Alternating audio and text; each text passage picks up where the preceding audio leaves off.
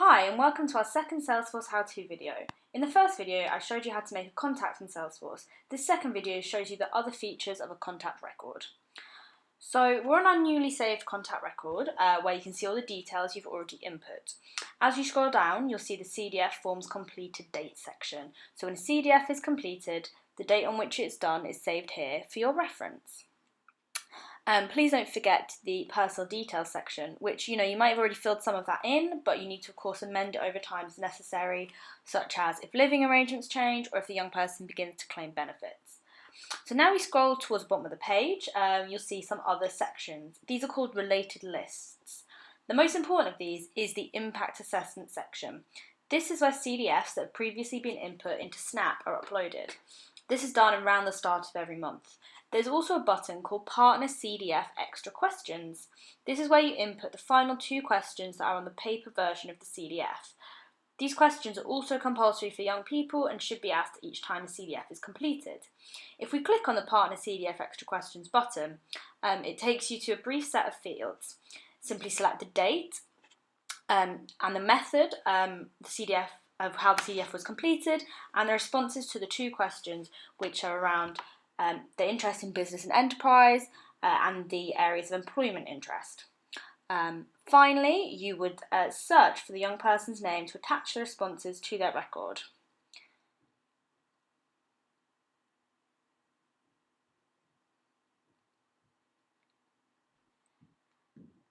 And then you'll input which CDF the questions correspond to: baseline, 3, 6 month, etc.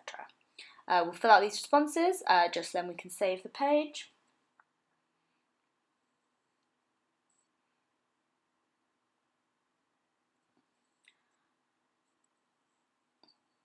Cool, so now we've saved it. To return back to the young person's record, you'll click on the name as it's underlined on the right hand side of the page.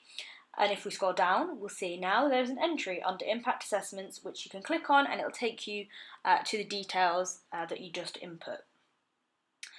So with filling these extra questions and the main questionnaire being uploaded, there should eventually be 2 baselines listed, 2 3-month follow-ups, etc. Next we'll look at one-to-one notes, a recent addition to the Salesforce record and a way to help us fill in the gaps around the journeys of the young people we work with. If you click on the one-to-one notes button, you'll see that very little needs to be input here: the relevant date, the journey of change stage, and then the content of the one-to-one. This can be copied and pasted from existing notes you've made for yourself or written from scratch, whatever's easiest for you. If you hover over the little yellow question mark, you'll get some ideas about the kind of things we're looking for, and you'll see that the young person's name has already been input on that page.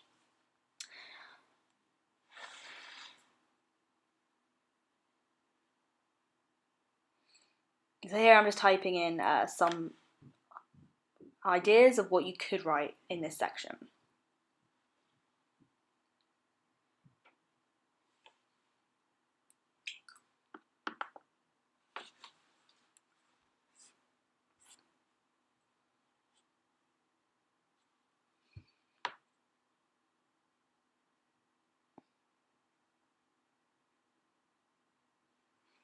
And again, this can be as long or as short as you need it to be.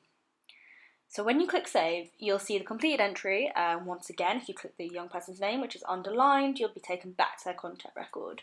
Then if we scroll down, again, we'll see they now have a one-to-one note listed and a date. Let's now turn to look at the LEQ. So this is the Learning Effectiveness Questionnaire, which once again helps us to fill in the gaps in the CDF around young people's confidence, resilience and other soft skills, and how they develop during their time on the programme. If you click on it, you'll see it's simply an online version of all the questions on the paper LEQ. Please don't use a Salesforce version to go through with the young people. Not all the questions are worded in the same way because there's limits on how many characters you can have in a field name, so please always use the paper version.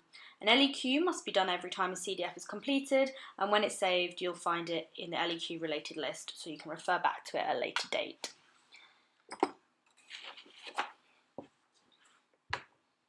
Now let's look at open activities and activity history. This is a place where you can detail activities that yourself as a support worker may have done or may need to do on behalf of the young person. Unlike everything else shown to you in the video so far, this isn't compulsory, so it can be used by you if you feel it's useful. Put simply, open activities are things that are scheduled to happen, And activity history are things that have already happened. So if we go to enter a new task, there are some options to title your task, but you can also enter your own. You can assign a due date for this task to be completed, a priority level, and then you can enter a brief description and also list the status of the task. Has it been started? Has it not been started? Or has it been completed?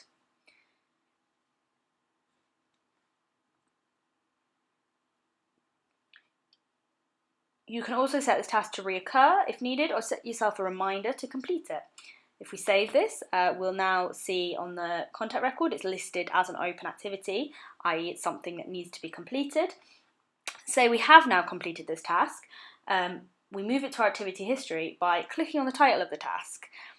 What that will do, it takes you back into the task itself, and then you'll go to the status, so click edit, go to the status and change this to completed, and then save the task again. Click on the young person's name on the right hand side to return to their record, and as you scroll down you will now see the task has moved from the open activities section to the activity history section. We can also input directly into activity history a task that's already been completed. This is done by clicking log a call, although you can log more than just a call. Much the same way as before, you enter the details relevant to the activity, but you'll see this time the status is already listed as completed.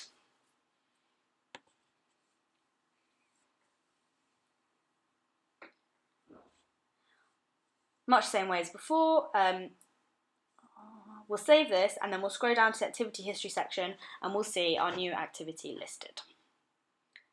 As I said, this isn't compulsory, but some of you may find it useful to track those extra things you need to do on behalf of the young person. Intervention participants, we're going to cover that in our subsequent video around program interventions, so please check that out. But finally, we have the notes and attachments section. If you wish to add a file like confirmation of employment or a scan of a personal development plan, please feel free to do this by clicking the attach file button.